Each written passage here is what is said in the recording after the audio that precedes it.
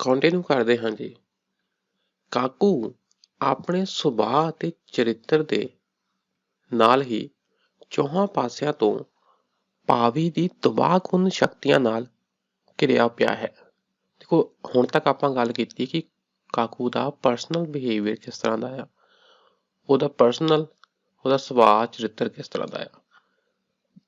ਜਿਹੜਾ ਚਰਿੱਤਰ ਵੀ ਬੇਸਿਕਲੀ ਸੁਭਾਅ ਹੀ ਹੈ ਜੀ। ਜਦੋਂ ਕੁਛ ਖਾਸ ਕਿਸਮ ਦਾ ਸੁਭਾਅ ਲੌਂਗ ਟਰਮ ਦੇ ਵਿੱਚ ਤੁਹਾਡੇ ਬਿਹੇਵੀਅਰ ਦੇ ਵਿੱਚ ਆ ਜਾਏ, continuous dominance of certain features in your behaviour, ਉਹ ਤੁਹਾਡਾ ਕਰੈਕਟਰ ਬਣ ਜਾਂਦਾ ਫਿਰ।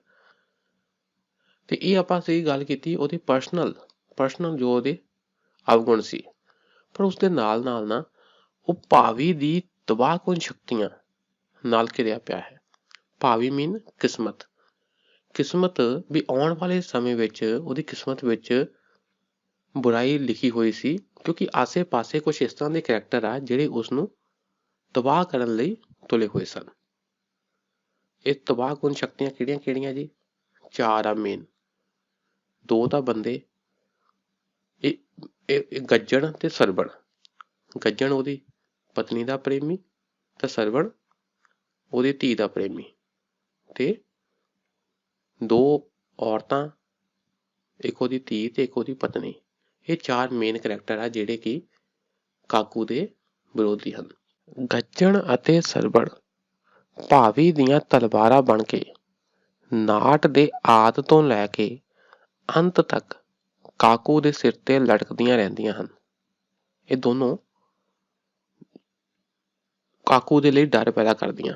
ਕਾਕੂ ਨੂੰ ਡਰ ਆ ਕਿ ਇਹ ਦੋਨੋਂ ਮੈਨੂੰ ਨੁਕਸਾਨ ਪਹੁੰਚਾਉਣਗੇ, ਤਾਂ ਇਸ ਤਰ੍ਹਾਂ ਹੁੰਦਾ ਵੀ ਆ।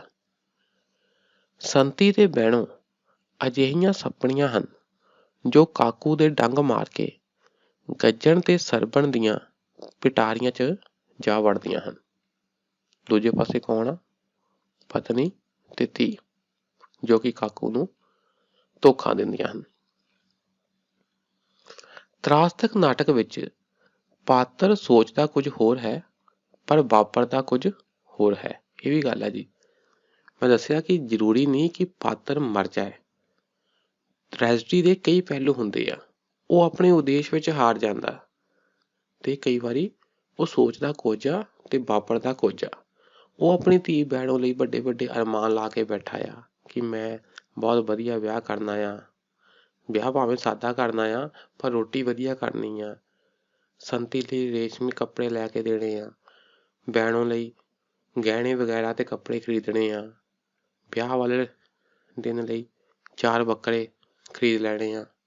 ਇਸ ਤਰ੍ਹਾਂ ਦੀ ਉਹ ਪਲੈਨਿੰਗ ਕਰਦਾ ਪਿਆ ਆ, ਬੜੇ ਚਾਅ ਨਾਲ ਪਲੈਨਿੰਗ ਕਰਦਾ ਪਿਆ ਆ। ਇਹਦੇ ਉੱਤੇ ਨਾ ਇੱਕ ਗੱਲ ਟੁੱਕਦੀ ਆ ਇੱਥੇ ਕਿ ਉਹ ਫਿਰੇ ਨੱਥ ਕਢਾਉਣ ਨੂੰ, ਠੀਕ ਆ, ਉਹ ਫਿਰੇ ਨੱਥ ਕਢਾਉਣ ਨੂੰ ਤੇ ਉਹ ਫਿਰੇ ਨੱਕ ਵਢਾਉਣ ਨੂੰ। ਵੀ ਜਿਹੜਾ ਪਿਤਾ ਆ ਕਾਕੂ, ਉਹ ਅਰਮਾਨ ਲਾ ਕੇ ਬੈਠਾ ਆ ਕਿ ਮੈਂ ਆਪਣੀ ਧੀ ਲਈ ਗਹਿਣੇ ਗੱਟੇ ਵਗੈਰਾ ਜੋੜਾਂਗਾ, ਪਰ ਜਿਹੜੀ ਧੀ ਆ ਉਹ ਨੱਕ ਵਢਾਉਣ ਤੇ ਤੁਲੀ ਹੋਈ ਆ। ਉਹ ਉਹਦੀ ਸਮਾਜ 'ਚ ਬੇਇੱਜ਼ਤੀ ਕਰਵਾਉਣ ਤੇ ਤੁਲੀ ਹੋਈ ਆ। ਕਾਕੂ ਆਪਣੀ ਧੀ ਬਹਿਣੋਂ ਦੇ ਵਿਆਹ ਲਈ ਕਿੰਨੀਆਂ ਉੱਚੀਆਂ ਕਾਮਨਾਵਾਂ ਲਾਈ ਬੈਠਾ ਹੈ। ਦੇਖੋ ਕੀ ਕੀ ਸੋਚਦਾ ਉਹ। ਮੈਂ ਤਾਂ ਬੜਾ ਸਾਦਾ ਜਿਹਾ ਵਿਆਹ ਕਰਨਾ, ਪਰ ਰੋਟੀ ਚੰਗੀ ਕਰੂੰ। ਹੁਣ ਤੋਂ 4 ਬੱਕਰੇ ਲੈ ਲਏ ਨੇ, ਮੁੱਕਦੇ ਨਹੀਂ। ਬਹਿਣੋਂ ਦੀ ਮਾਂ ਨੂੰ ਵੀ ਰੇਸ਼ਮੀ ਸੂਟ ਸਿਲਾ ਕੇ ਦੇਣਾ। ਬਹਿਣੋਂ ਦੇ ਕੱਪੜੇ ਤੇ ਟੂਮਾਂ ਹੁਣੇ ਤੋਂ ਬਣਵਾਉਣ ਲੱਗ ਪਏ ਆ। ਨੱਥ ਅਤੇ ਚੂੜੀਆਂ ਸੋਨੇ ਦੀਆਂ। ਇਹ ਕੀ ਆ? ਸਾਰੇ ਉਹਦੇ ਅਰਮਾਨ ਆ ਕਾਕੂ ਦੇ। ਕਾਕੂ ਵਰਤਮਾਨ ਵਿੱਚ ਆਸਾ ਦੇ ਅੰਬਾਰ ਤੱਕਦਾ ਰਹਿੰਦਾ ਹੈ। ਅੰਬਾਰ ਹੁੰਦਾ ਜੀ ਬੱਦਲ। ਬੇਸਿਕਲੀ ਉਹਨੂੰ ਲੱਗਦਾ ਕਿ ਹਾਂ ਵੀ ਆਸਾਂ ਦੇ ਬੱਦਲ ਆਉਣਗੇ ਤੇ ਮੀਂਹ ਬਰਸਾਉਣਗੇ, ਭਾਵ ਮੇਰੀਆਂ ਕਾਮਨਾਵਾਂ ਪੂਰੀਆਂ ਕਰਨਗੇ। ਆਹ ਚੀਜ਼ਾਂ ਇਨ ਫਿਊਚਰ ਹੋਣਗੀਆਂ, ਪਰੰਤੂ ਉਸਨੂੰ ਭਵਿੱਖ ਦੇ ਝੱਖੜ ਦਾ ਗਿਆਨ ਨਹੀਂ ਹੁੰਦਾ। ਟੱਕਰ, ਆਹ ਦੇਖੋ ਇੱਕ ਹੋਰ ਪਹਿਲੂ ਆ ਗਿਆ ਜੀ ਦੁਖਾਂਤ ਦਾ। ਟੱਕਰ, ਇਹਦੇ ਉੱਤੇ ਪ੍ਰਸ਼ਨ ਆ ਸਕਦਾ ਵੀ ਟੱਕਰ ਦੁਖਾਂਤ ਦੀ ਆਤਮਾ ਅਤੇ ਜਿੰਦ ਜਾਨ ਹੈ। ਲੋਹਾ ਕੁੱਟ ਨਾਟਕ ਦੇ ਸੰਦਰਭ ਵਿੱਚ ਇਸ ਪਹਿਲੂ ਤੇ ਚਾਨਣਾ ਪਾਓ।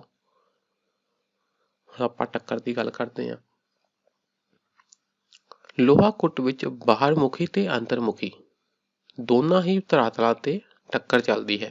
ਇਹ ਪ੍ਰਸ਼ਨ ਆ ਸਕਦਾ ਕਿ ਇਸ ਨਾਟਕ ਵਿੱਚ ਐਕਸਟਰਨਲ ਰੂਪ ਵਿੱਚ ਵੀ ਬਾਹਰਮੁਖੀ ਤੇ ਅੰਤਰਮੁਖੀ ਦੋਹਾਂ ਹੀ ਧਰਾਤਲਾਂ ਤੇ ਟੱਕਰ ਚੱਲਦੀ ਹੈ।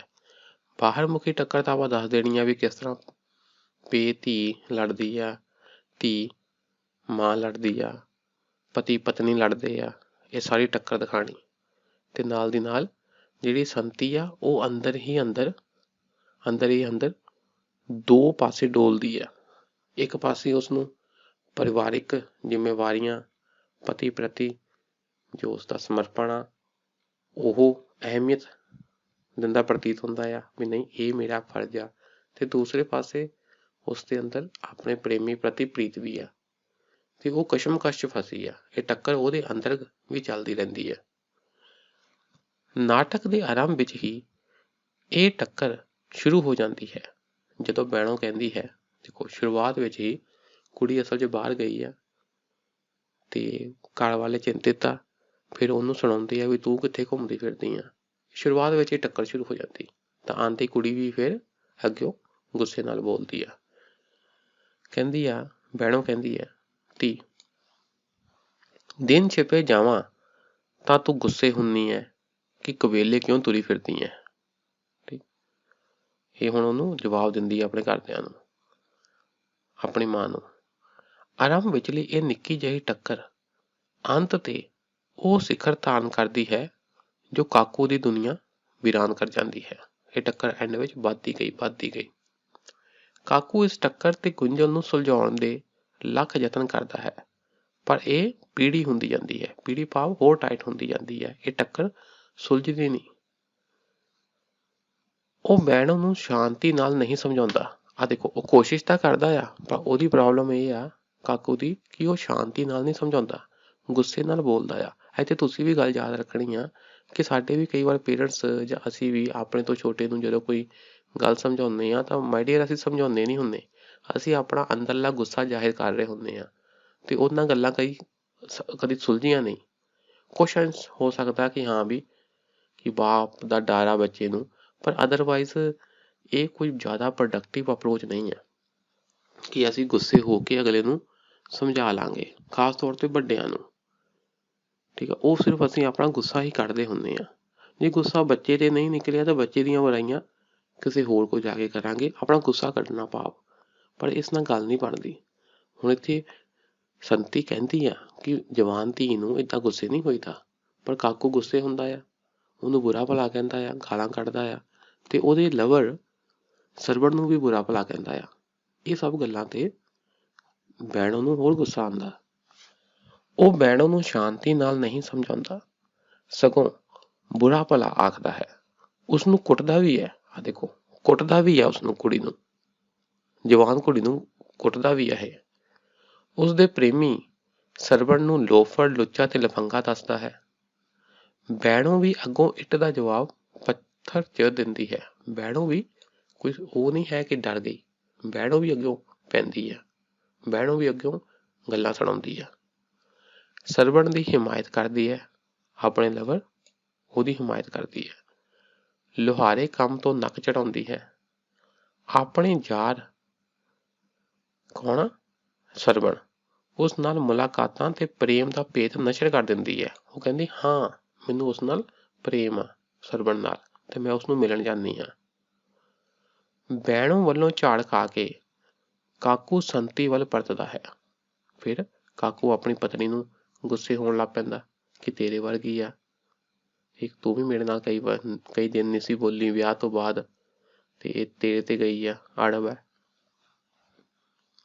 ਕਾਕੂ ਸੰਤੀ ਨੂੰ ਮਿਹਣੇ ਮਾਰਦਾ ਹੈ ਕਿ ਤੇਰੀ ਹੀ ਧੀ ਹੈ, ਤਦੇ ਤੇਰੇ ਵਰਗੀ ਅੜਬ ਹੈ। ਤੂੰ ਵੀ ਕਈ ਸਾਲ ਮੇਰੇ ਨਾਲ ਬੋਲੀ ਨਹੀਂ ਸੀ, ਕਈ ਦਿਨ ਨਹੀਂ ਕਈ ਸਾਲ। ਪਰ ਸੰਤੀ ਵੀ ਅੱਗੋਂ ਇੱਕ ਦੀਆਂ ਦੋ ਸੁਣਾਉਂਦੀ ਹੈ।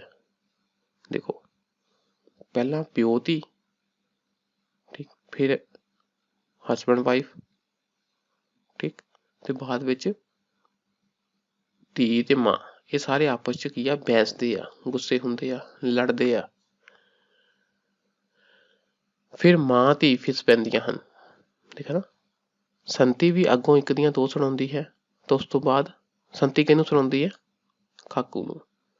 ਫਿਰ ਮਾਂ ਧੀ ਫਿਸ ਪੈਂਦੀਆਂ ਹਨ। ਸੰਤੀ ਬੈਣੋਂ ਨੂੰ ਸਰਵਣ ਤੋਂ ਦੂਰ ਰਹਿਣ ਲਈ ਕਹਿੰਦੀ ਹੈ। ਕਾਕੂ ਵਾਂਗ ਹੀ ਕੁਪੱਤੀ ਕਹਿ ਕੇ ਭੰਡਦੀ ਹੈ। ਮਾਂ ਧੀ ਲੜ ਪਈਆਂ, ਪਰ ਅੱਗੋਂ ਬੈਣੋਂ ਵੀ ਮਾਂ ਦੀਆਂ ਕਾਲੀਆਂ ਕਰਤੂਤਾਂ ਅਤੇ ਗੱਜਣ ਨਾਲ ਲੱਗੀਆਂ ਦਾ ਪਰਦਾ ਚਾਕ ਕਰ ਦਿੰਦੀ ਹੈ। ਆਹ ਵੀ ਇੱਕ ਇੰਪੋਰਟੈਂਟ ਪੁਆਇੰਟ ਹੋ ਗਿਆ। ਕਈ ਵਾਰ ਕੁਝ ਗੱਲਾਂ ਲਈ ਧੀ ਨੂੰ ਤਾਂ ਸ਼ੈ ਮਿਲਦੀ ਆ ਕਿ ਉਹਨੂੰ ਲੱਗਦਾ ਕਿ ਸਾਡੇ ਘਰ ਮਾਂ ਵੀ ਤਾਂ ਕਰਦੀ ਆ, ਉਹ ਵੀ ਤਾਂ ਕਰਦੇ ਆ। ਇਸ ਲਈ ਜੋ ਤੁਸੀਂ ਕੰਮ ਧੀ ਨੂੰ ਜਾਂ ਆਪਣੇ ਧੀ ਨੂੰ ਕਹਿਣਾ ਚਾਹੁੰਦੇ ਵੀ ਕਰੋ, ਉਹਦੇ ਲਈ ਖੁਦ ਆਦਰਸ਼ ਬਣਨਾ ਪੈਂਦਾ। ਤੇ ਇੱਥੇ ਬਹਿਣੋਂ ਕੀ ਆ, ਦੂਸਰਾ ਐਂਗਲ ਵੀ ਲੈ ਕੇ ਆਉਂਦੀ ਆ ਕਿ ਵੀ ਤੈਨੂੰ ਆਪਣਾ ਪਤਾ। ਲੜਦੇ ਮਾਂ ਦੀਆਂ ਕਾਲੀਆਂ ਕਰਤੂਤਾਂ ਭਾਵ ਉਹ ਦੱਸਦੀ ਹੈ ਕਿ ਵੀ ਤੇਰਾ ਵੀ ਤਾਂ ਗੱਜਣ ਨਾਲ ਅਫੇਅਰ ਆ। ਠੀਕ, ਇਹ ਸਾਰੀਆਂ ਗੱਲਾਂ ਕਰ ਦਿੰਦੀ ਆ। ਇਸ ਬਾਹਰਮੁਖੀ ਟੱਕਰ ਦੇ ਨਾਲ ਹੀ ਸੰਤੀ ਦਾ ਮਨ ਵੀ ਪਾਣੀਪਤ ਦਾ ਮੈਦਾਨ ਬਣਿਆ ਰਹਿੰਦਾ ਹੈ। ਸੰਤੀ ਦਾ ਮਨ, ਉਸਦੇ ਅੰਦਰ ਕਸ਼ਮਕਸ਼ ਚੱਲਦੀ ਰਹਿੰਦੀ ਹੈ। ਦੇਖੋ, ਇਹੀ ਸੰਤੀ ਪਹਿਲਾਂ ਆਪਣੇ ਪਤੀ ਨੂੰ ਕਹਿੰਦੀ ਆ ਵੀ ਆਹ ਚੱਕ ਹਥਿਆਰ, ਹਨਾ, ਵੀ ਕੁੜੀ ਭੱਜ ਗਈ ਆ, ਉਹਦੇ ਪਿੱਛੇ ਜਾ, ਉਹਦੇ ਟੱਕਰੇ ਕਰ ਦੇਈਂ, ਉਹਨੂੰ ਮਾਰ ਦੇਈਂ। ਪਰ ਬਾਅਦ ਵਿੱਚ ਫਿਰ ਉਹ ਸੋਚਦੀ ਆ ਕਿ ਮੇਰੀ ਕੀ ਵੈਲਿਊ ਪਈ, ਸਾਰੀ ਉਮਰ ਮੈਂ ਆਪਣੇ ਪਤੀ ਦੇ ਲੇਖੇ ਲਾਈ, ਪਤੀਵ੍ਰਤਾ ਪਤਨੀ ਬਣ ਕੇ ਰਹੀ, ਪਰ ਇਸਨੇ ਮੇਰੀ ਕਦਰ ਨਹੀਂ ਪਾਈ। ਫਿਰ ਧੀ ਤੋਂ ਸੇਧ ਲੈਂਦੀ ਹੋਈ ਉਹ ਵੀ ਆਪਣੇ ਪ੍ਰੇਮੀ ਗੱਜਣ ਨਾਲ ਭੱਜ ਜਾਂਦੀ ਹੈ। ਉਹ ਉੱਪਰੋਂ ਗੱਜਣ ਨੂੰ ਗਾਲਾਂ ਕੱਢਦੀ ਹੈ, ਪਰ ਅੰਦਰੋਂ ਉਸਨੂੰ ਆਪਣੇ ਦਿਲ ਦੇ ਤਖਤੇ ਤਾਜ ਦਾ ਰਾਜਕੁਮਾਰ ਦੱਸਦੀ ਹੈ। ਭਾਵ ਇਸਨੂੰ ਪ੍ਰੀਤ ਹੈ ਕਿੰਨਾ ਗੱਜਣ ਨਾਲ। ਉਹ ਬਹਿਣੋਂ ਨੂੰ ਬੁਰਾ ਭਲਾ ਕਹਿੰਦੀ ਹੈ, ਪਰ ਦੂਜੇ ਪਾਸੇ ਆਪਣੀ ਕੁੱਖ ਦੀ ਆਵਾਜ਼ ਕਹਿ ਕੇ ਸ਼ਾਂਤੀ ਮਹਿਸੂਸ ਕਰਦੀ ਹੈ ਵੀ ਇਹ ਮੇਰੇ ਕੁੱਖ ਦੀ ਆਵਾਜ਼ ਆ। ਬੇਸਿਕਲੀ ਕਿਤੇ ਨਾ ਕਿਤੇ ਸੰਤੀ ਦੇ ਮਨ ਵਿੱਚ ਇਹ ਆਵਾਜ਼ ਦੱਬੀ ਸੀ। ਕਿਹੜੀ ਆਵਾਜ਼? ਆਪਣੇ ਪ੍ਰੇਮ ਲਈ ਆਵਾਜ਼, ਆਪਣੇ ਪ੍ਰੇਮੀ ਲਈ ਆਵਾਜ਼। ਸੰਤੀ ਵਿਚਲਾ ਅੰਤਰਮੁਖੀ ਘੋਲ ਨਾਟ ਦੇ ਆਰੰਭ ਵਿੱਚ ਹੀ ਗੱਜਣ ਦੇ ਇਹਨਾਂ ਬੋਲਾਂ ਨਾਲ ਸ਼ੁਰੂ ਹੋ ਜਾਂਦਾ ਹੈ। ਆਹ ਦੇਖੋ, ਗੱਜਣ ਉਹਦਾ ਪ੍ਰੇਮੀ ਆ, ਸੰਤੀ ਵਿਆਹੀ ਗਈ ਆ, ਪਰ ਗੱਜਣ ਉਹਨੂੰ ਮਿਲਣ ਆਉਂਦਾ ਆ।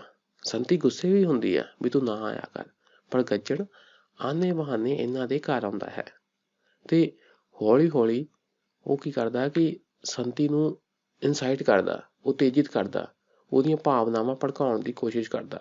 ਆਹ ਦੇਖੋ ਕੀ ਕਹਿੰਦਾ, ਮੈਨੂੰ ਤਾਂ ਇੱਕੋ ਅੰਗਿਆਰ ਚਾਹੀਦਾ, ਇਸੇ ਨਾਲ ਚਿਲਮ ਪੱਕ ਪਊ। ਚਿਲਮ ਜੋ ਹੁੱਕਾ ਵਗੈਰਾ ਪੀਂਦੇ ਆ ਨਾ, ਤੇ ਉਹ ਚਿਲਮ ਨੂੰ ਭਖਾਉਂਦੇ ਆ। ਤੇ ਉਹ ਇੱਥੇ ਗੱਜਣ ਕਹਿੰਦਾ ਕਿ ਮੈਨੂੰ ਤਾਂ ਇੱਕੋ ਅੰਗਿਆਰ ਚਾਹੀਦਾ, ਭਾਵ ਮੈਂ ਤਾਂ ਰੈਡੀ ਆ ਤੇਰੇ ਨਾਲ ਉੱਦਲ ਜਾਣ ਲਈ ਜਾਂ ਤੇਰੇ ਨਾਲ ਰਹਿਣ ਲਈ, ਪਰ ਮੈਨੂੰ ਇੱਕ ਅੰਗਿਆਰ ਚਾਹੀਦਾ, ਤੇਰੇ ਵੱਲੋਂ ਇੰਡੀਕੇਸ਼ਨ ਚਾਹੀਦੀ ਆ। ਉਹ ਨਾ ਹਿੰਟ ਦਿੰਦਾ ਰਹਿੰਦਾ ਆ ਗੱਜਣ ਗੱਲਾਂ ਰਾਹੀਂ। ਕੱਖਾਂ ਹੇਠ ਅੰਗਿਆਰ ਤਾਂ ਗੱਜਣ ਰੱਖ ਹੀ ਗਿਆ ਸੀ, ਫੂਕਾਂ ਮਾਰਨ ਲਈ ਬਚਨੀ ਆ ਵੜਦੀ ਹੈ। ਇਹ ਬਚਨੀ ਕੌਣ ਆ ਜੀ? ਇੱਕ ਔਰਤ ਆ, ਇਹਦਾ ਕੰਮ ਆ ਮਸਾਲੇ ਲਾਉਣੇ। ਇਹ ਕੀ ਆ ਕਿ ਗੱਲਾਂ 'ਚ ਸੰਤੀ ਨੂੰ ਹੋਰ ਇਨਸਾਈਟ ਕਰਦੀ ਰਹਿੰਦੀ ਆ, ਹੋਰ ਉਤੇਜਿਤ ਕਰਦੀ ਰਹਿੰਦੀ ਆ, ਭੜਕਾਉਂਦੀ ਰਹਿੰਦੀ ਆ। ਉਹਨੂੰ ਕਹਿੰਦੀ ਆ ਕਿ ਜੋ ਦਿਲ ਵਿੱਚ ਆਇਆ ਉਹ ਕਰੀਦਾ। ਉਹ ਸੰਤੀ ਨੂੰ ਉਹਦੀ ਪੁਰਾਣੀ ਪ੍ਰੀਤ ਯਾਦ ਕਰਾਉਂਦੀ ਆ ਤੇ ਉਹਨੂੰ ਥੋੜ੍ਹਾ ਭੜਕਾਉਂਦੀ ਰਹਿੰਦੀ ਆ ਕਿ ਜੋ ਦਿਲ ਵਿੱਚ ਆਇਆ ਉਹ ਕਰੀਦਾ, ਤਾਂ ਹੀ ਸੁਖੀ ਰਹੀਦਾ। ਸੰਤੀ ਨੂੰ ਪੁਰਾਣੀ ਪ੍ਰੀਤ ਕਹਾਣੀ ਜਤਾਉਂਦੀ ਹੈ, ਕਹਿੰਦੀ ਹੈ, ਆਪਣੇ ਦਿਲ ਭੁੱਲ ਗਈ, ਯਾਦ ਹੈ ਤੂੰ ਗੱਜਣ ਨੂੰ ਢਾਬ ਉੱਤੇ ਮਿਲਦੀ ਸੈਂ ਤੇ ਮੈਂ ਤੇਰੇ ਨਾਲ ਜਾਂਦੀ ਹੁੰਦੀ ਸੈਂ। ਉਹ ਉਹਨੂੰ ਉਹਦੇ ਪੁਰਾਣੇ ਦਿਨ ਯਾਦ ਕਰਾਉਂਦੀ ਆ ਬਚਨੀ, ਤੇ ਦੱਸਦੀ ਆ ਵੀ ਕਿਸ ਤਰ੍ਹਾਂ ਤੂੰ ਗੱਜਣ ਨੂੰ ਮਿਲਣ ਜਾਂਦੀ ਹੁੰਦੀ ਸੀ। ਬਚਨੀ ਸੰਤੀ ਨੂੰ ਹਰਨਾਮੀ ਦੇ ਉਧਰ ਜਾਣ ਦੀ ਗੱਲ ਸੁਣਾਉਂਦੀ ਹੈ, ਦੱਸਦੀ ਆ ਕਿ ਇੱਕ ਹੋਰ ਔਰਤ ਹਰਨਾਮੀ ਆਪਣੇ ਪ੍ਰੇਮੀ ਨਾਲ ਭੱਜ ਗਈ। ਇਹ ਸਭ ਗੱਲਾਂ ਕਰਕੇ ਉਹ ਸੰਤੀ ਦੇ ਮਨ ਵਿੱਚ ਪੁਰਾਣੀਆਂ ਪ੍ਰੀਤ ਯਾਦ ਕਰਾਉਂਦੀ ਹੈ ਜੀ। ਐਕਚੁਅਲੀ ਇੱਥੇ ਇਹ ਵੀ ਗੱਲ ਆ, ਹੁਣ ਇੱਥੇ ਤੁਸੀਂ ਕਹੋਗੇ ਬਚਨੀ ਦਾ ਕੀ ਆ ਰੋਲ? ਬਚਨੀ ਐਕਚੁਅਲੀ ਪਿੰਡਾਂ ਵਿੱਚ ਕੀ ਹੈ ਨਾ, ਪਿੰਡਾਂ ਵਿੱਚ ਕਹਿ ਲਓ ਜਾਂ ਵੈਸੇ ਕਹਿ ਲਓ ਵੀ ਕੁਛ ਨਾ ਕੁਛ ਤਮਾਸ਼ਾ ਦੇਖਣ ਲਈ ਲੋਕ ਤਿਆਰ ਰਹਿੰਦੇ ਆ। ਉਹ ਕਹਿੰਦੇ ਕੁਛ ਨਾ ਕੁਛ ਹੋਵੇ। ਇਸ ਤਰ੍ਹਾਂ ਦੀ ਗੱਲ ਨਹੀਂ ਕਿ ਬਚਨੀ ਬਹੁਤ ਹੀ ਉਹ ਪਿਆਰ ਦੀ ਹਮਾਇਤੀ ਹੋਵੇਗੀ। ਠੀਕ ਹੈ, ਚਲੋ ਇਹ ਗੱਲ ਅਲੱਗ ਹੋ ਗਈ। ਤੇ ਇਸ ਤਰ੍ਹਾਂ ਦੀਆਂ ਗੱਲਾਂ ਕਰਕੇ ਨਾ ਉਹ ਸੰਤੀ ਨੂੰ ਸੁਣਾਉਂਦੀ ਰਹਿੰਦੀ ਹੈ ਤੇ ਸੰਤੀ ਦੇ ਅੰਦਰ ਜਿਹੜੀ ਪੁਰਾਣੀ ਬੁਝੀ ਹੋਈ ਪ੍ਰੀਤ ਸੀ ਉਹ ਜਗਾ ਦਿੰਦੀ ਆ। ਕਿਹੜੀ ਪ੍ਰੀਤ? ਗੱਜਣ ਦੇ ਪ੍ਰਤੀ ਪ੍ਰੀਤ। ਬਚਨੀ ਦਾ ਇਹ ਕਹਿਣਾ, ਮੈਂ ਤਾਂ ਇਹੋ ਜਾਣਦੀ ਹਾਂ ਕਿ ਜੋ ਆਪਣੇ ਮਨ ਭਾਉਂਦੀ ਕਰਦਾ ਉਹੀ ਸੁਖੀ ਰਹਿੰਦਾ। ਮਨ ਭਾਉਂਦੀ ਕਰਨੀ ਚਾਹੀਦੀ ਆ। ਸੰਤੀ ਅੰਦਰ ਗੱਜਣ ਪ੍ਰਤੀ ਪ੍ਰੇਮ ਦੀ ਅਗਨੀ ਹੋਰ ਪ੍ਰਚੰਡ ਕਰ ਦਿੰਦਾ ਹੈ। ਇਹ ਵਾਲੇ ਬੋਲ ਥੋੜ੍ਹੀ ਬਹੁਤ ਉਹਦੇ ਅੰਦਰ ਪ੍ਰੇਮ ਦੀ ਅਗਨੀ ਸੀਗੀ, ਪਰ ਵਿੱਚ ਹੀ ਗੱਜਣ ਉਹਨੂੰ ਯਾਦ ਕਰਾਈ ਜਾਂਦਾ ਆ ਕੇ। ਵਿੱਚ ਹੀ ਆਪਣੀਆਂ ਬਚਨੀ ਵਰਗੀਆਂ ਔਰਤਾਂ ਹੋਰ ਇਨਸਾਈਟ ਕਰੀ ਜਾਂਦੀਆਂ। ਅੱਛਾ, ਪਰ ਬਾਅਦ ਵਿੱਚ ਜਦੋਂ ਉਹਦਾ ਪਤੀ ਹੀ ਉਹਨੂੰ ਰਿਸਪੈਕਟ ਨਹੀਂ ਨਾ ਦਿੰਦਾ ਸੰਤੀ ਨੂੰ, ਫਿਰ ਉਹਨੂੰ ਲੱਗਦਾ ਵੀ ਯਾਰ ਵੀ ਇਹਨੂੰ ਚੰਗਾ ਤਾਂ ਮੇਰੀ ਧੀ ਹੀ ਆ, ਘੱਟੋ ਘੱਟ ਆਪਣੇ ਪ੍ਰੇਮੀ ਨਾਲ ਚਲੀ ਤਾਂ ਗਈ। ਫਿਰ ਸੰਤੀ ਵੀ ਗੱਜਣ ਨਾਲ ਭੱਜ ਜਾਂਦੀ ਆ, ਉਧਲ ਜਾਂਦੀ ਆ। ਅੰਤ ਜਦੋਂ ਸੰਤੀ ਨੂੰ ਇਹ ਮਹਿਸੂਸ ਹੋ ਜਾਂਦਾ ਹੈ ਕਿ ਜਿਸ ਪਤੀ ਲਈ ਉਸਨੇ ਆਪਣੀਆਂ ਭਾਵਨਾਵਾਂ ਨੂੰ 18 ਵਰ੍ਹੇ ਕਾਬੂ ਰੱਖਿਆ, ਉਸਨੇ ਕਦੇ ਉਸਦੀ ਰਤਾ ਜਿੰਨੀ ਵੀ ਕਦਰ ਨਹੀਂ ਕੀਤੀ, ਤਾਂ ਉਹ ਆਪਣੀ ਧੀ ਤੋਂ ਪ੍ਰੇਰਨਾ ਲੈਂਦੀ ਹੋਈ ਆਪਣੇ ਪ੍ਰੇਮੀ ਗੱਜਣ ਨਾਲ ਉਧਲ ਜਾਂਦੀ ਆ। ਦੇਖਿਆ, ਆਹ ਮੇਨ ਗੱਲ ਆ ਜੀ, ਵੀ ਉਹ ਪਤੀ ਵਰਤਾ ਬਣ ਕੇ ਰਹੀ ਪਰ ਪਤੀ ਨੇ ਰਿਸਪੈਕਟ ਨਹੀਂ ਕੀਤੀ। ਦੁਖਾਂਤ ਦਾ ਪ੍ਰਭਾਵ ਡੂੰਘਾ ਕਰਨ ਲਈ ਪ੍ਰਤੀਕਾਂ ਦਾ ਪ੍ਰਯੋਗ ਕੀਤਾ ਜਾਂਦਾ ਹੈ। ਹੁਣ ਪ੍ਰਤੀਕਾਂ ਦੀ ਗੱਲ ਆ ਗਈ ਜੀ। ਇਹ ਵੀ ਪ੍ਰਸ਼ਨ ਆ ਸਕਦਾ ਕਿ ਦੁਖਾਂਤ ਦਾ ਪ੍ਰਭਾਵ ਡੂੰਘਾ ਕਰਨ ਲਈ ਪ੍ਰਤੀਕਾਂ ਦਾ ਪ੍ਰਯੋਗ ਕੀਤਾ ਜਾਂਦਾ ਹੈ, ਤੇ ਬਲਵੰਤ ਗਾਰਗੀ ਨੇ ਆਪਣੇ ਨਾਟਕ ਲੋਹਾ ਕੁੱਟਵੇ ਵਿੱਚ ਦੁਖਾਂਤ ਲਈ ਪ੍ਰਤੀਕਾਂ ਦਾ ਸੁਚੱਜਾ ਪ੍ਰਯੋਗ ਕੀਤਾ ਹੈ। ਵਿਚਾਰ ਪੇਸ਼ ਕਰੋ, ਚਾਨਣਾ ਪਾਓ। ਕੁਛ ਇਸ ਤਰ੍ਹਾਂ, ਲੋਹਾ ਕੁੱਟ ਵਿੱਚ ਆਏ ਪ੍ਰਤੀਕ ਸਾਜਿੰਦ ਭਾਵ ਉਹਨਾਂ ਵਿੱਚ ਜਾਨ ਆ, ਇਫੈਕਟਿਵ ਆ, ਉਹ ਸੁਭਾਵਿਕ ਕੰਟੈਕਸਟ ਦੇ ਹਿਸਾਬ ਨਾਲ ਆਪਣੇ ਆਪ ਆਏ ਆ, ਕੁਦਰਤੀ ਤੇ ਪਾਤਰਾਂ ਦੇ ਮਾਨਸਿਕ ਭਾਵਾਂ ਨੂੰ ਸੱਚ ਪ੍ਰਦਾਨ ਕਰਨ ਵਾਲੇ ਹਨ। ਇਹਨਾਂ ਦਾ ਵੇਰਵਾ ਇਸ ਤਰ੍ਹਾਂ ਹੈ। ਆ ਕੁਛ ਪ੍ਰਤੀਕ ਆਪਾਂ ਦੇਖ ਲੈਂਦੇ ਹਾਂ ਜੀ। ਆ ਦੇਖੋ, ਭੱਠੀ, ਇਹ ਹੁਣ ਕੀ ਆ? ਇਹ ਅੱਗ ਲੱਗਣ ਦੇ ਪ੍ਰਤੀਕ ਆ। ਜਿਸ ਤਰ੍ਹਾਂ ਸੰਤੀ ਦੇ ਅੰਦਰ ਅੱਗ ਜਲ ਰਹੀ ਆ ਪਿਆਰ ਦੀ, ਤੇ ਥੋੜਾ ਔਰਤ ਮਰਦ ਕਾਮ ਸੰਬੰਧਾਂ ਦੀ ਫੀਲਿੰਗ ਦਰਸਾਉਂਦੇ ਹੋਏ ਪ੍ਰਤੀਕ ਆ। ਦੇਖਦੇ ਹਾਂ ਜੀ। ਆ ਦੇਖੋ, ਭੱਠੀ, ਅੰਗਿਆਰ, ਚਿਲਮ, ਕੋਲਾ, ਸਵਾਹ, ਇਹ ਸਾਰੇ ਕੀ ਆ? ਤਪਣ ਦੇ, ਅੰਦਰਲੀ ਭੜਾਸ ਦੇ, ਉਹਦੇ ਪ੍ਰਤੀਕ ਆ। ਅੱਗ ਦੇ, ਨਵੇਂ ਦੁੱਧ ਹੋਣਾ, ਠੀਕ ਹੈ ਨਾ, ਨਵੇਂ ਦੁੱਧ ਹੋਣਾ, ਬੱਚੀ ਦਾ ਨਵੇਂ ਦੁੱਧ ਹੋਣਾ, ਉਹਦਾ ਕੀ ਆ?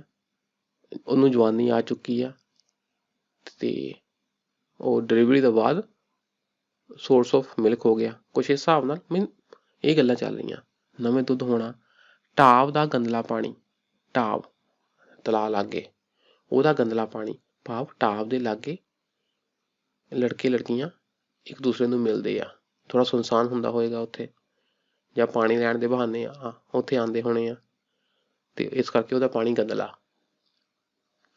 ਤੰਦੂਰ ਤੱਪਣਾ, ਬੱਚੇ ਦਾ ਦੁੱਧ ਚੁੰਗਣਾ, ਧੂੰਆਂ ਉੱਠਣਾ, ਗੱਲ ਫੈਲਣੀ, ਲੜਕਾ ਲੜਕੀ ਦੇ ਪ੍ਰੇਮ ਸੰਬੰਧਾਂ ਦੀ ਗੱਲ ਫੈਲਣੀ, ਲੋਕਾਂ ਨੇ ਕੁਸਰ ਮੁਸਰ ਕਰਨੀ, ਕਹੀ ਟੁੱਟਣੀ, ਖੇਤ ਉੱਜੜਨਾ, ਮੀਂਹ ਪੈਣਾ, ਭੱਠੀ ਗਿੱਲੀ ਹੋਣੀ। ਕਿਹਦੀ ਭੱਠੀ ਗਿੱਲੀ ਹੋਈ? ਕਾਕੂ ਦੀ। ਬਾਜਰੇ ਦਾ ਠਾਠਾ ਮਾਰਨਾ, ਜਵਾਨੀ ਦਾ ਪ੍ਰਤੀਕ। ਚੁੱਲ੍ਹੇ ਦੀ ਅੱਗ ਬੁਝਣੀ, ਇਹ ਵੀ ਕਾਕੂ ਲਈ ਆ ਕਿ ਕਾਕੂ ਦੀ ਚੁੱਲ੍ਹੇ ਦੀ ਅੱਗ ਬੁਝ ਗਈ ਇੱਕ ਹਿਸਾਬ ਦਾ। ਲੋਹਾ ਠੰਡਾ ਹੋਣਾ ਆਦਿ, ਇਹ ਕੀ ਆ? ਪ੍ਰਤੀਕ ਆ ਟੱਕਰ ਦੇ, ਦੁਖਾਂਤ ਦੇ, ਟ੍ਰੈਜਡੀ ਦੇ। ਦੇਖੋ, ਦੁਖਾਂਤ ਦਾ ਪ੍ਰਭਾਵ ਡੂੰਘਾ ਕਰਨ ਲਈ ਇਸ ਤਰ੍ਹਾਂ ਦੇ ਗੱਲਾਂ ਕਹੀਆਂ ਗਈਆਂ ਜੀ ਨਾਟਕ ਵਿੱਚ। ਇਹ ਤੁਸੀਂ ਨਾ 5-6 ਯਾਦ ਕਰ ਲਿਓ, ਜਿੰਨੇ ਵੀ ਹਨਾ ਤੁਹਾਨੂੰ ਇੰਟਰਸਟਿੰਗ ਲੱਗੇ ਉਹ ਯਾਦ ਕਰ ਲਿਓ। ਦੁਖਾਂਤਕ ਨਾਟਕ ਦੇ ਅੰਤ ਵਿੱਚ ਡਰ ਅਤੇ ਦਇਆ, ਆਹ ਮੇਨ ਗੱਲ ਆ ਜੀ। ਡਰ ਅਤੇ ਦਇਆ ਦੀਆਂ ਭਾਵਨਾਵਾਂ ਪੈਦਾ ਹੁੰਦੀਆਂ ਹਨ। ਇਹ ਭਾਵ ਪੈਦਾ ਕਰਕੇ ਵਿਰੇਚਨ ਕੀਤਾ ਜਾਂਦਾ ਹੈ। ਵਿਰੇਚਨ ਭਾਵ ਆਤਮ ਸ਼ੁੱਧੀ, ਅੰਦਰ ਹੀ ਅੰਦਰ ਵਿਚਾਰ ਚਰਚਾ ਕਰਨੀ, ਅੰਦਰ ਹੀ ਅੰਦਰ ਆਪਣਾ ਅਸੀਂ ਦੇਖਦੇ ਹਾਂ ਵੀ ਕੀ ਸਹੀ ਸੀ ਕੀ ਗਲਤ ਆ, ਮਨ ਹੀ ਮਨ ਕਸ਼ਮਕਸ਼ ਚੱਲਣੀ, ਆਤਮ ਸ਼ੁੱਧੀ ਹੋਣੀ। ਦੁਖਾਂਤ ਵਿੱਚ ਜ਼ਰੂਰੀ ਨਹੀਂ ਕਿ ਨਾਇਕ ਜਾਂ ਨਾਇਕਾ ਮਰ ਜਾਏ, ਕਈ ਵਾਰ ਉਹ ਆਪਣੇ ਉਦੇਸ਼ ਵਿੱਚ ਹਾਰ ਜਾਂਦੇ ਹਨ। ਇੱਥੇ ਕੀ ਆ, ਕਾਕੂ ਆਪਣੇ ਉਦੇਸ਼ ਵਿੱਚ ਹਾਰ ਗਿਆ, ਜ਼ਰੂਰੀ ਨਹੀਂ ਕਿ ਉਹ ਮਰ ਜਾਣ, ਉਹ ਆਪਣੇ ਉਦੇਸ਼ ਵਿੱਚ ਹਾਰ ਜਾਂਦੇ ਹਨ। ਹੁਣ ਆਪਾਂ ਕਹਾਂਗੇ ਕਿ ਕਾਕੂ ਦੀ ਡੈਥ ਤਾਂ ਹੋਈ ਨਹੀਂ ਸੋ ਕਾਲ, ਤਾਂ ਅਸੀਂ ਕਾਕੂ ਦਾ ਦੁਖਾਂਤ ਕਿਵੇਂ ਕਹਿ ਸਕਦੇ ਹਾਂ। ਪਰ ਕਾਕੂ ਦੀ ਜੋ ਹਾਲਤ ਆ, ਉਹ ਦੇਖੋ ਆਪਣੇ ਪੁੱਤ ਨੂੰ ਕਹਿੰਦਾ ਕਿ ਯਾਰ ਵੀ ਪੁੱਤ ਦੀਪਿਆ ਬੂਹਾ ਭੇੜ ਦੇ, ਦਰਵਾਜ਼ਾ ਬੰਦ ਕਰ ਦੇ, ਕੁੰਡਾ ਜੜ ਦੇ। ਭਾਵ ਮੈਂ ਲੋਕਾਂ ਦੀਆਂ ਗੱਲਾਂ ਨਹੀਂ ਹੁਣ ਸੁਣ ਸਕਦਾ। ਧੀ ਵੀ ਗਈ, ਪਤਨੀ ਵੀ ਗਈ, ਤੇ ਉਹ ਦੋਨੋਂ ਉਦਲ ਗਈਆਂ। ਤੇ ਇਹ ਬੰਦਾ ਸਮਾਜ ਦੇ ਪ੍ਰਭਾਵ ਨੂੰ ਬਹੁਤ ਗ੍ਰਹਿਣ ਕਰਦਾ ਕਾਕੂ, ਤੇ ਇਸ ਕਰਕੇ ਉਹ ਹੁਣ ਨਮੋਸ਼ੀ ਵਿੱਚ ਬੈਠਾ ਆ। ਕਾਕੂ ਵੀ ਆਪਣੇ ਉਦੇਸ਼ ਵਿੱਚ ਹਾਰ ਜਾਂਦਾ ਹੈ। ਆਪਣਾ ਉਦੇਸ਼, ਧੀ ਦਾ ਵਿਆਹ ਇਸ ਤਰ੍ਹਾਂ ਕਰਨਾ, ਸੰਤੀ ਨੂੰ ਉਹ ਕਹਿੰਦਾ ਵੀ ਮੈਂ ਕਾਬੂ 'ਚ ਹੀ ਰੱਖਣਾ, ਇਹ ਸਾਰੇ ਇਸਦੇ ਉਦੇਸ਼ ਆ। ਉਹ ਕਹਿੰਦਾ ਨਾ ਕਿ ਸਾਡੇ ਘਰ ਕਦੀ ਅਜਿਹੀ ਨਹੀਂ ਸੀ ਹੋਈ, ਔਰਤਾਂ ਚੁੱਲ੍ਹੇ 'ਤੇ ਰਹੀਆਂ ਤੇ ਮਰਦ ਅਹਿਰਨ 'ਤੇ। ਇਹਦੇ ਵੀ ਇਹੀ ਉਦੇਸ਼ ਸਨ, ਪਰ ਇਹਨਾਂ ਉਦੇਸ਼ਾਂ ਵਿੱਚ ਉਹ ਕਾਕੂ ਹਾਰ ਜਾਂਦਾ ਹੈ। ਉਸਦਾ ਮਨ ਆਪਣੇ ਮਿੱਤਰਾਂ ਨਾਲ ਗੱਲਾਂ ਕਰਨ ਤੋਂ ਉਚਾਟ ਹੋ ਜਾਂਦਾ ਹੈ। ਉਹ ਆਪ ਪੁੱਤ ਨੂੰ ਕਹਿੰਦਾ ਹੈ, ਕੀ ਕਹਿੰਦਾ ਜੀ ਪੁੱਤ ਨੂੰ, ਪੁੱਤ ਦੀਪਿਆ ਬੂਹਾ ਬੰਦ ਕਰ ਦੇ ਤੇ ਕੁੰਡਾ ਜੜ ਦੇ। ਭਾਵ ਮੈਂ ਸਮਾਜ ਨੂੰ ਫੇਸ ਨਹੀਂ ਕਰ ਸਕਦਾ। ਆਹ ਦੇਖੋ ਜੀ, ਵਿਰੇਚਨ ਦਾ ਕੀ ਮਤਲਬ ਆ। ਵਿਰੇਚਨ ਹੁੰਦਾ ਜੀ ਟ੍ਰੈਜਡੀ ਵੇਖ ਕੇ ਮਨ ਤੇ ਪਿਆ ਪ੍ਰਭਾਵ। ਠੀਕ, ਮਨ ਤੇ ਡਰ ਤੇ ਦਇਆ ਦੀਆਂ ਭਾਵਨਾਵਾਂ ਪੈਦਾ ਹੁੰਦੀਆਂ, ਤਾਂ ਫਿਰ ਇਹ ਭਾਵਨਾਵਾਂ ਪੈਦਾ ਹੋ ਕੇ ਕੀ ਹੁੰਦਾ, ਵਿਰੇਚਨ ਕੀਤਾ ਜਾਂਦਾ ਵੀ ਬੰਦਾ ਸੋਚਦਾ ਕੀ ਸਹੀ ਸੀ ਕੀ ਗਲਤ ਸੀ। ਅੱਛਾ ਜੀ, ਲੋਹਾ ਕੁੱਟ ਦਾ ਜੋ ਕਰੁਣਾਮਈ ਤੇ ਸ਼ੋਕ ਭਰਿਆ ਅੰਤ ਗਾਰਗੀ ਨੇ ਕੀਤਾ ਹੈ, ਉਸ ਵਿੱਚ ਹੋਰ ਤਬਾਹੀ ਤੇ ਮੌਤ ਦੀ ਗੁੰਜਾਇਸ਼ ਨਹੀਂ ਰਹਿ ਜਾਂਦੀ। ਠੀਕ ਹੈ ਨਾ, ਸਾਨੂੰ ਲੱਗਦਾ ਕਿ ਯਾਰ ਵੀ ਹੋਰ ਤਬਾਹੀ ਹੋਣੀ ਚਾਹੀਦੀ ਸੀ ਦੁਖਾਂਤ ਲਈ, ਜਾਂ ਕਾਕੂ ਮਰ ਜਾਂਦਾ। ਨਹੀਂ, ਇਹ ਕਰੁਣਾਮਈ ਅੰਤ ਆ। ਦੇਖੋ ਨਾ, ਇਸ ਡਾਇਲੌਗ ਨੂੰ ਧਿਆਨ ਨਾਲ ਦੇਖੋ, ਪੁੱਤ ਦੀਪਿਆ ਬੂਹਾ ਬੰਦ ਕਰ ਦੇ ਤੇ ਕੁੰਡਾ ਜੜ ਦੇ। ਭਾਵ ਮੈਂ ਸਮਾਜ ਨੂੰ ਫੇਸ ਨਹੀਂ ਕਰ ਸਕਦਾ। ਨਾਟਕ ਦੇ ਨਾਇਕ ਕਾਕੂ ਨੂੰ ਜਿਨ੍ਹਾਂ ਦੁੱਖਾਂ ਭਰੀਆਂ ਪਰਿਸਥਿਤੀਆਂ ਚੋਂ ਗੁਜ਼ਰਨਾ ਪੈਂਦਾ ਹੈ, ਅਤੇ ਅੰਤ ਵਿੱਚ ਜੋ ਉਸਦੀ ਮਾਨਸਿਕ ਸਥਿਤੀ ਹੈ, ਇਹ ਸਾਰਾ ਨਾਟਕ ਕਾਕੂ ਦਾ ਦੁਖਾਂਤ ਹੋ ਨਿਬੜਦਾ ਹੈ। ਦੇਖੋ ਆਹ ਮੇਨ ਲਾਈਨ ਆ, ਕਾਕੂ ਜਿਨ੍ਹਾਂ ਦੁੱਖਾਂ ਭਰੀਆਂ ਪਰਿਸਥਿਤੀਆਂ ਚੋਂ ਗੁਜ਼ਰਦਾ ਹੈ, ਅਤੇ ਅੰਤ ਵਿੱਚ ਜੋ ਉਸਦੀ ਮਾਨਸਿਕ ਸਥਿਤੀ ਹੁੰਦੀ ਹੈ, ਕਿਉਂਕਿ ਉਹਦੀ ਮਾਨਸਿਕ ਸਥਿਤੀ ਕੀ ਹੈ, ਦੁੱਖ ਭਰੀ ਹੈ। ਇਹ ਸਾਰਾ ਕੀ ਹੈ, ਫਿਰ ਕਾਕੂ ਦਾ ਦੁਖਾਂਤ ਹੋ ਨਿਬੜਦਾ ਹੈ। ਠੀਕ ਹੈ ਜੀ, ਇਸ ਨਾਲ ਸਾਡਾ ਟੌਪਿਕ ਖਤਮ ਹੁੰਦਾ ਜੀ। ਤੁਸੀਂ ਇਹਨੂੰ ਸਮਝ ਲੈਣਾ, ਪੜ੍ਹ ਲੈਣਾ, ਤੇ ਕੋਸ਼ਿਸ਼ ਕਰਨੀ ਕੁਛ ਮੇਨ ਪੁਆਇੰਟ ਇੱਦਾਂ ਹਾਈਲਾਈਟ ਕਰਕੇ ਨਾ, ਜਾਂ ਸਾਈਡ ਤੇ ਲਿਖ ਲੈਣੇ, ਤੇ ਉਹਨਾਂ ਨੂੰ ਹੀ ਕ੍ਰੈਮ ਕਰਨਾ ਜ਼ਿਆਦਾ। ਪੇਪਰ ਤੋਂ ਪਹਿਲਾਂ ਉਹਨਾਂ ਨੂੰ ਹੀ ਆਪਣੇ ਟਿਪਸ ਤੇ ਰੱਖਣਾ। ਵੈਸੇ ਤਾਂ ਤੁਹਾਨੂੰ ਗੱਲਾਂ ਬਾਕੀ ਵੀ ਪਤਾ ਹੋਣੀਆਂ ਚਾਹੀਦੀਆਂ, ਯਾਦ ਹੋਣੀਆਂ ਚਾਹੀਦੀਆਂ, ਪਰ ਪੇਪਰ ਤੋਂ ਪਹਿਲਾਂ ਆਹ ਮੇਨ ਗੱਲਾਂ ਨੂੰ ਜ਼ਰੂਰ ਬਾਰ-ਬਾਰ ਕ੍ਰੈਮ ਕਰਨਾ। ਇਹਨਾਂ ਨਾਲ ਹੀ ਤੁਹਾਨੂੰ ਆਪਣੇ ਰਿਕਾਲ ਕਰਨ ਵਿੱਚ ਹੈਲਪ ਮਿਲੇਗੀ। ਜਦੋਂ ਐਗਜ਼ਾਮ ਵਿੱਚ ਬੈਠੇ ਹੁੰਦੇ ਨਾ, ਤਾਂ ਪੁਆਇੰਟ ਨਹੀਂ ਯਾਦ ਆਉਂਦੇ, ਤੇ ਉਹਨਾਂ ਲਈ ਜ਼ਰੂਰੀ ਆ ਕਿ ਤੁਸੀਂ ਆਰਟੀਕਲਸ ਨੂੰ ਦੁਬਾਰਾ ਬਾਰ-ਬਾਰ ਪੜ੍ਹੋ, ਤੇ ਮੇਨ ਜਿਹੜੇ ਕੀਵਰਡਸ ਆ ਉਹਨਾਂ ਨੂੰ ਲਿਖ ਲਓ, ਹਾਈਲਾਈਟ ਕਰ ਲਓ, ਤੇ ਯਾਦ ਕਰਕੇ ਰੱਖੋ। ਠੀਕ ਹੈ ਜੀ, ਅੱਜ ਲਈ ਇੰਨਾ ਹੀ ਰੱਖਦੇ ਹਾਂ ਜੀ। ਸ਼ੁਕਰੀਆ ਜੀ, ਸਤਿ ਸ਼੍ਰੀ ਅਕਾਲ।